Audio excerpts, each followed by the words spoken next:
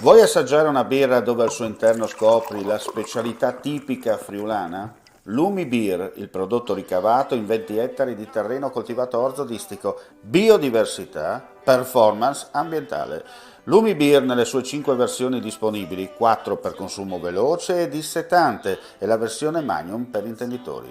Lumi Beer si abbina a qualsiasi palato. Lumi Beer è un prodotto esclusivo Azienda Agricola Pancera, il buon seme, i buoni frutti.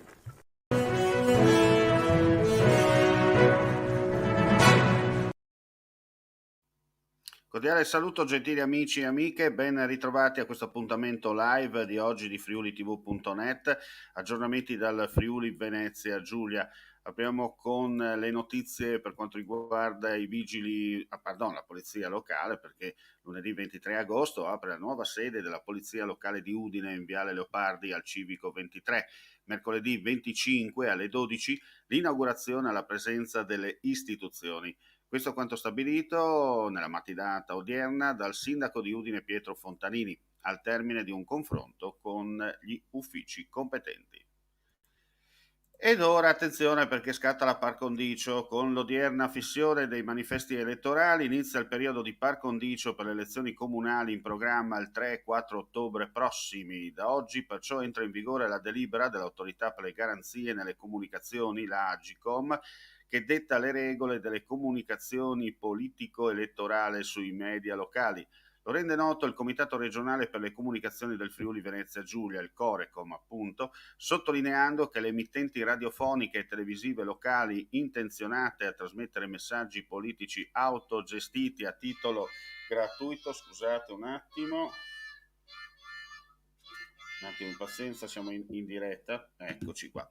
Il bello della diretta è anche questo. Dicevo che riprendiamo sottolineando che le emittenti radiofoniche e televisive locali intenzionate a trasmettere messaggi politici autogestiti a titolo gratuito, i cosiddetti MAG, devono rendere pubblico il loro intendimento mediante un comunicato da trasmettere, almeno una volta, nella fascia di maggiore ascolto, articolo 12, e contestualmente devono anche inviare al Corecom l'apposito modello MAG 1 EC a mezzo posta elettronica certificata entro la giornata di martedì 24 agosto.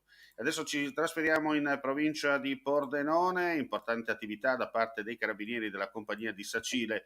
2 patenti ritirate, una persona fermata in stato di ebbrezza mentre si trovava in sella alla sua bicicletta e un 23enne che girava in auto senza mai aver conseguito la patente di guida. Questo è il bilancio dell'attività di controllo sulle strade nelle ultime settimane da parte dei carabinieri della compagnia di Sacile. Il ciclista aveva un tasso alcolemico di 1 tra gli altri con foglio di via dal comune di Polcenigo e tra l'altro pluripregiudicato residente a Fontana Fredda.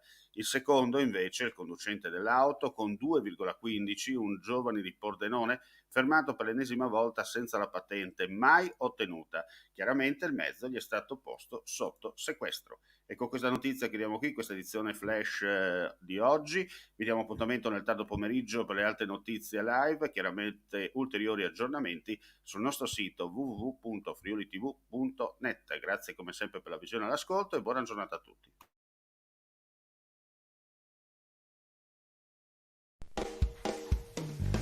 Ehi, dico a te, vuoi un apparecchio acustico a costo zero?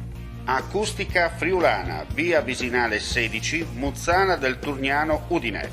Telefono 334 27 67 731. Test dell'udito direttamente a domicilio, semplice e veloce. Pagamenti su misura. Non aspettare di non sentire. Campagna di prevenzione dei problemi uditivi. Acustica Friulana. Test dell'udito direttamente a domicilio, semplice e veloce. Un'occasione da non perdere.